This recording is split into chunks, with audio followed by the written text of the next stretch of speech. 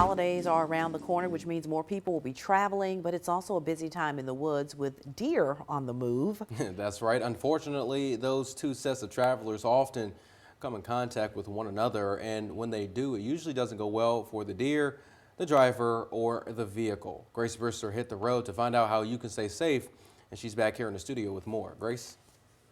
According to the Mississippi Department of Transportation, there were 3,979 deer-related crashes in the state last year. I spoke to the crew at Bob's Paint and Auto Body in Columbus about what they see and the advice they have for drivers.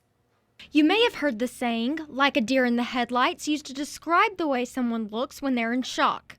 Well, both the driver and the deer tend to freeze up right before a collision, and Mississippi is considered a high-risk state for deer collisions. Ashley Denton, the general manager at Bob's Paint and Auto Body Shop in Columbus, says they see about a 40% increase in car versus deer damage between October and January. I do believe that the deer tend to move at night more than they do during the day because of the hunters being in the woods. What I personally do, and I advise people, is to use more of your peripheral when there's deer, because at night sometimes, if you're aware of it, you can see the eyes with the lights of your vehicle, or if you're driving, instead of focusing on the car in front of you, be a little more aware of the surroundings. The Mississippi Department of Transportation says if you see one in the road, don't veer for the deer. Brake firmly and don't swerve. And if you do hit a deer, stay calm. Getting in an accident is not really something a lot of people are used to, so the steps are really pertinent to follow. The first thing to do is to pull over and make sure the vehicle doesn't have too much damage. A lot of times deer,